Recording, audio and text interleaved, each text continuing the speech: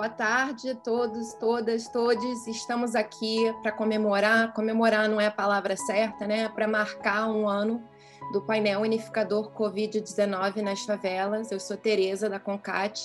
Especificamente, é uma live, uma troca, uma reflexão coletiva sobre esse ano do painel e da pandemia, né? Nas favelas do Rio de Janeiro. É um histórico do painel. Preparei algumas imagens aqui para facilitar, lembrando como é que era, né, o trabalho antes da pandemia. Isso aqui foi a última ação da Rede Favela Sustentável, que é uma rede que a CONCAT faz a gestão, né, facilita aqui no Rio de Janeiro. A gente sente muita saudade desses encontros presenciais de troca, mas a gente tem conquistado um espaço virtual para esse tipo de troca através do painel e outras iniciativas. O painel unificador Covid-19 nas favelas, ele surgiu quando essas reuniões presenciais precisaram ir para os encontros virtuais, né, se transformar em encontros virtuais. Em abril do ano passado, a gente já começou a ouvir de casos e mortes de Covid nas favelas, mas esses não estavam sendo relatados nos jornais e não estavam aparecendo em dados públicos. Então, a CONCAT e outras organizações viram logo essa situação e começaram a captar dados. E até hoje, enfim, o projeto é totalmente voluntário. A gente conseguiu juntar 24 coletivos e organizações aliadas, tanto para trazer os dados, mas também que são as organizações na ponta que estão atendendo as demandas comunitárias por informações, por cestas básicas, por apoios ao longo de todo esse período. Primeiro, lembrando o contexto que nos trouxe aqui, né? A gente já tinha as condições pré-existentes que a gente conhece muito bem, né? A negligência na parte do poder público nas favelas, os recursos escassos, a obrigação do trabalhador de ir trabalhar, né? A falta de oportunidade de ficar em casa, a questão do atendimento médico precário, do acesso insuficiente à água, as lutas recorrentes. Covid parece só mais uma luta, né, no contexto das favelas. Né? Tem a questão da densidade, coisas que normalmente são boas, como a moradia ser intergeracional, as pessoas morando entre parentes, mas no momento da pandemia isso se torna um risco. Né? Enfim, e aí você traz aí, ainda por cima, né, um contexto atual, adicional desse momento, que são as lideranças políticas banalizando a pandemia, usando até como arma contra o povo, apoios econômicos limitados e atrasados, desculpa aí a cachorra, testagem insuficiente, né, principalmente nas favelas, falta de dados, né, que é o que a gente vem atender pelo painel. E tudo isso faz do isolamento físico, higiene, a manutenção da imunidade muito difícil nas favelas. Por conta de tudo isso, né, a gente começou a trabalhar essa questão dos dados, porque sem dados não tem resposta política, não tem, simplesmente é inviável, né, não acontece, porque sem dado não tem como provar que nada precisa ser solucionado. Enfim, a missão do painel é garantir dados sobre Covid nas favelas, para poder instigar políticas públicas informadas, responsivas e eficazes. Tem sido difícil essa parte da política pública, mas a gente continua na luta. E aqui a lista dos parceiros que fizeram parte do painel ao longo desse ano. A coleta, né, de dados começou pela relatoria local, grupos como Redes da Maré, Amigas e outros coletivos comunitários. Lab Jaca tem feito vários trabalhos de documentação de dados dentro do Jacarezinho. São umas 20, 30 favelas que têm feito uma relatoria local ao longo do processo. Tem também os painéis existentes, como Voz das Comunidades, que é o mais completo, né? E outros como o painel de clínicas específicas de saúde, alguns jornais comunitários, como o Fala Roça, que fez muito levantamento no começo da pandemia. Todos esses dados foram sendo incorporados no painel, entendendo que o dado local ele é o mais robusto, porque a coleta está sendo feita por quem está ali, de fato, observando a situação. Mas a gente também viu a necessidade de fazer uma coleta de dados, né, mais ampla, para além dessas 30 tantas favelas que estavam fazendo uma relatoria local ou uma coleta de dados, né, própria. Então, a gente, através da Renata, que vai fazer a apresentação em seguida, desenvolveu uma técnica de área de influência de CEPs, de identificar os CEPs próximos às favelas, e, através de uma parceria com a plataforma Covid por CEP, a gente vem levantando os dados por CEPs das favelas, uma a uma, aumentando a cada semana a cobertura. Então, vocês conseguem visualizar que, desde o início da pandemia até hoje, o painel vem crescendo. A gente ouviu sobre a fome antes de ser relatada na imprensa, a gente ouviu sobre o estigma que estava surgindo em torno da Covid, a falta de testagem, através das falas das lideranças que estavam trazendo tudo isso para o painel, e, através dessas falas, a gente foi identificando áreas de atuação, de ação para a gente realizar. Aqui algumas imagens dos coletivos que fazem parte do painel, realizando ações nos seus territórios, em várias regiões da cidade, região e região metropolitana, vendo, né, como foi essa mobilização comunitária que todo mundo tem reconhecido, né, literalmente todo mundo, né, porque tem saído na imprensa no mundo inteiro a qualidade da organização e mobilização dos gestores comunitários das favelas do Rio e outras partes do Brasil, né? A gente precisa garantir um espaço para que mobilizadores comunitários sejam reconhecidos plenamente pelo poder público, como os atores fundamentais que eles são na nossa cidade, e que suas ações sejam investidas, né, para que essa tragédia, nenhuma como essa, nunca mais se repita. Então, eu vou agora passar a palavra para a Renata, da Fiocruz, a grande parceira aqui que tem feito esse levantamento dos dados por CEP, e também agora está realizando a pesquisa por dados históricos. Eu vou falar um pouco para vocês de dados e da importância de dados para a gente fazer uma análise da situação de saúde da Covid, né? Então, se a gente não tem o dado naquele período, né? Se a gente não tem informação do dado naquele período, né? A vigilância, ela vai ter mais dificuldade de atuação. O que a gente percebeu, né, e já foi publicado em livros fora do Brasil, elucidando como o Brasil tem tido dificuldades no enfrentamento dessa pandemia, né?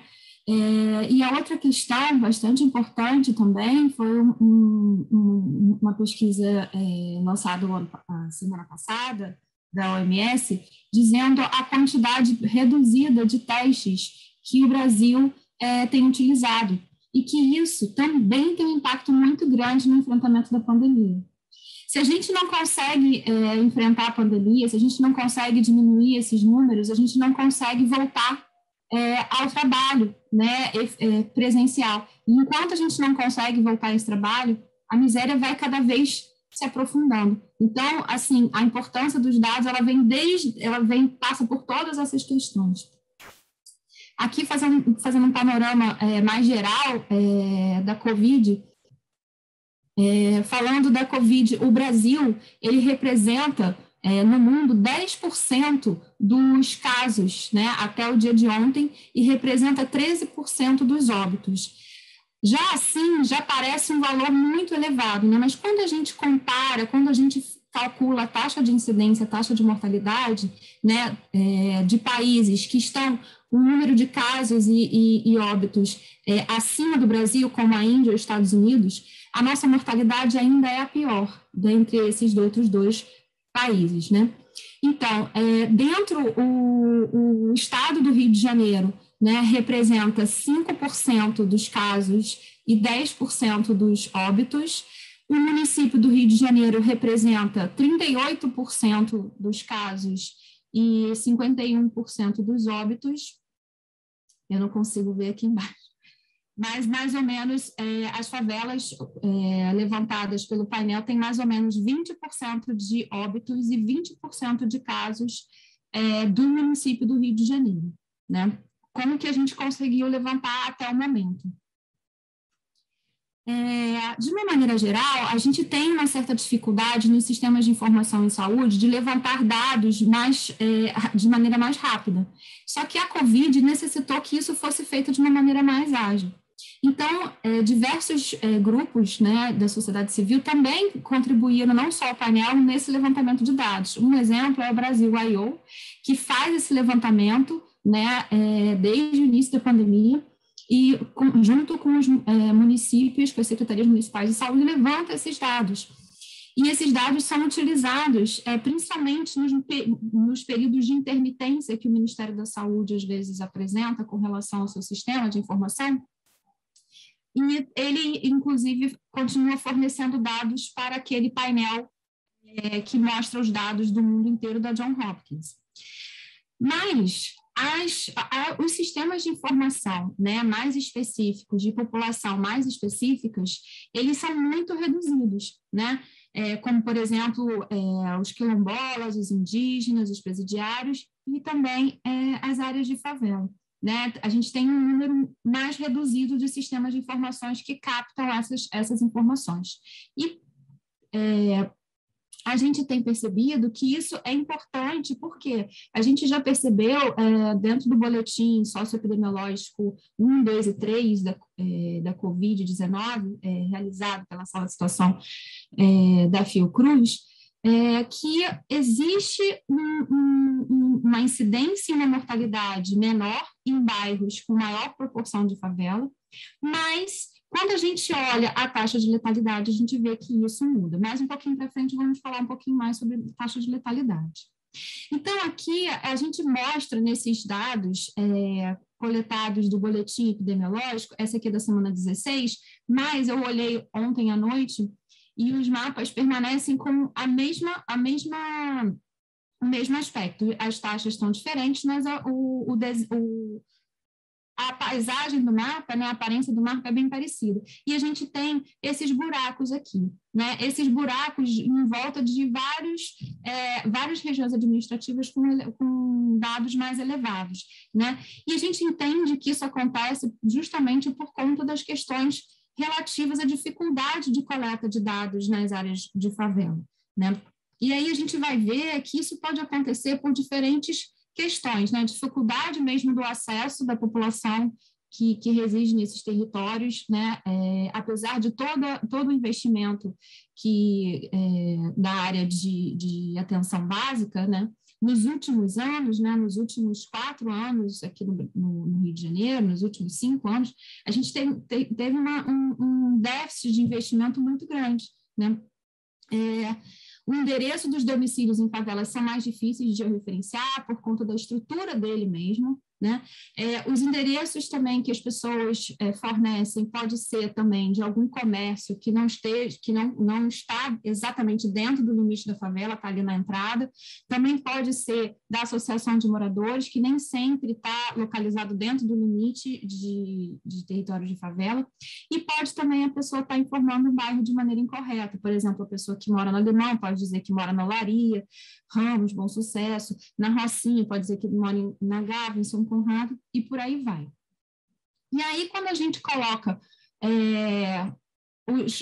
quando a gente divide, né, o número de óbitos pelo número de casos, né, que a gente vai ter a letalidade, ou seja, o quanto que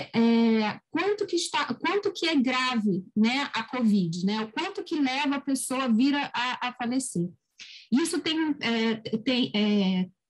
interferência tanto na quantidade de testes que é feito, né, para fazer o diagnóstico. Então, quando a gente tem menos testes sendo feitos, quando a gente tem menos casos sendo levantados, a gente tem também um aumento dessa letalidade, né, porque a gente vai dividir por um número menor o número de óbitos. E também, quando a gente tem um atendimento que também não está sendo adequado, a gente vê isso mais claramente também. O que a gente percebe é que aquelas áreas de favela que estavam claras naquele outro mapa, aqui nesse mapa, como, por exemplo, Alemão e Jacarezinho, aparecem como elevadas, né?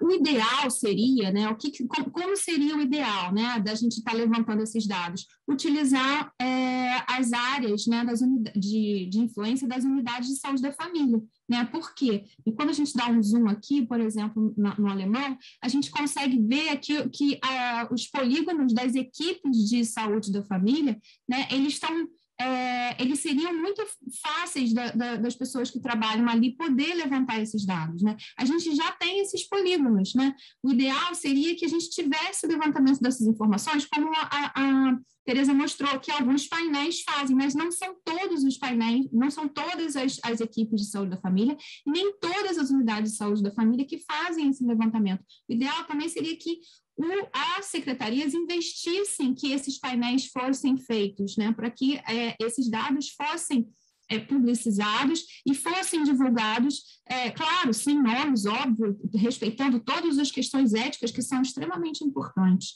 né? E aí a gente fez o que a Tereza mostrou antes, que é essa área de influência aqui nas áreas de favela, e que a gente coleta esses dados. Uma questão que a gente já conseguiu com o resultado, que é mostrar uma outra questão, né, para além dessas dificuldades aqui de enfrentamento nesse território, é que a gente tem uma baixa porcentagem de CEPs nas áreas de favela, né? Então, a gente tem segmentos, a gente tem mais de 50% dos segmentos de rua nas áreas de favela, nas áreas de influência de favela, sem informação de CEP. Então, a gente acaba perdendo essa informação. Né? É mais um jeito de perder essa informação. E aqui já são os dados que a gente está capturando para trás, né? Não só a partir do momento que a gente começou a levantar os CEPs, a gente também calculou, fez um somatório para trás, né? E a gente está fazendo isso aqui são dados preliminares, a gente ainda vai deixar ele mais robusto, mas aqui a gente já consegue apontar os casos, né? Então, a gente repara que a gente tem uma curva mais ou menos parecida, né, com o município do Rio de Janeiro. Aqui a gente está até junho, né? Só que aqui a gente ainda estava bem mais alto do que o município do Rio de Janeiro. Aqui nos óbitos, também, a gente tem mais ou menos a mesma coisa, né? A gente estaria mais ou menos aqui já está descendo, mas aqui ainda está num patamar bem elevado. Outra coisa que a gente repara aqui na letalidade, né, que a gente também tem uma curva mais ou menos parecida com o município do Rio de Janeiro. Esse dado aqui eu baixei do Monitora Covid-19. A tendência, de maneira geral, de uma doença é que realmente a letalidade ela começa muito alta e depois ela vai diminuindo. Por que isso? Porque os testes estão ficando mais sensíveis, né? Porque os tratamentos, as pessoas estão conseguindo ser tratadas minimamente, começaram a ter novos leitos, né? Não na necessidade que deveria ter, mas começaram a ter alguns leitos. Por isso também a gente vê que teve uma queda muito grande num período aqui, mas depois teve um novo levantamento, ou seja, teve na segunda onda a gente tinha desmobilizado muitos leitos que não deveria ter desmobilizado, né? E isso atrapalhou no nosso tratamento do enfrentamento aqui no Rio de Janeiro, né? Então, assim, isso é importante. E a outra questão mais recente, que é o aumento da cobertura de pessoas vacinadas, né? Aqui são os casos novos distribuídos por áreas de planejamento. O que a gente repara? Que a gente tem área de planejamento número 3, né, que é essa área que aparece sempre, a maior parte do tempo aqui escura, nos mapas aqui, ao longo dos períodos. E o que acontece? É a área de planejamento que tem a maior concentração delas também. Então, tem essa questão, desculpa, eu estava vendo aqui que saiu a tomada. Então, tem essa questão. Mas aí, quando a gente passa aqui, vem para os casos, a gente tem uma situação mais ou menos parecida, né? Mas quando a gente vai para a letalidade, né, a gente vê uma diferença, né? Que a gente vai ver que em muitos momentos, né, a P5 tem uma elevação bastante grande, né? É sempre bom a gente não usar só os indicadores de casos e de óbitos, né? Por quê? Os indicadores só de casos e de óbitos não levam em consideração a quantidade de população, né? Só que, no momento, a gente só está com dado de população por favela para 2010, que já é uma informação muito antiga, né? A gente espera que no ano que vem a gente tenha o levantamento por censo, que é muito importante para as políticas públicas também, porque sem essas informações a gente não sabe quais os nossos problemas, e aí vai ficando cada vez mais difícil de atuar nesses problemas. Esse outro gráfico aqui mostra a distribuição dos casos novos nas 10 favelas com maior número de população. Então, a gente repara aqui que o Complexo da Maré, ele tem um número de casos, ele aparece muitas vezes, com bastante número de casos. A Rocinha, nesse último período, ela começou a ter um levantamento, um aumento do número de casos antes do que a Maré, né? E aí está aparecendo aqui nesse gráfico. As 10 favelas estão destacadas aqui, tá, gente? E quando a gente vê a distribuição de óbitos, né, a gente vê de uma maneira um pouco diferente. A Rocinha teve uma elevação maior no primeiro período do que no segundo período. E quando a gente vê a letalidade distribuída aqui, ficou um pouco confusa, né? Mas a gente percebe uma questão. O início da pandemia lá na Rocinha, a letalidade foi bem maior do que na Maré. Então, na Maré, os dois gráficos apareceram elevados, tanto os óbitos quanto os casos. A Maré realmente tem uma possibilidade de maior diagnóstico, né, porque ela tem convênios com diversas instituições que acaba permitindo isso. E uma questão futura que a gente queria propor é que, já que a gente, por enquanto, não tem esses dados de população, que a gente comece também a analisar utilizando os dados de quantidade de domicílios, né? Essa quantidade de domicílios, a gente pode, inclusive, gerar esses polígonos, e aí a gente consegue verificar, naquele período, em que favela essa razão entre total de casos divididos pelo número de domicílios, em que favela está chamando mais a atenção da gente. Então, isso seria ideal que a gente fosse acompanhando ao longo do tempo, inclusive a vigilância também, porque aí a gente conseguiria ter uma atuação mais efetiva. Era isso.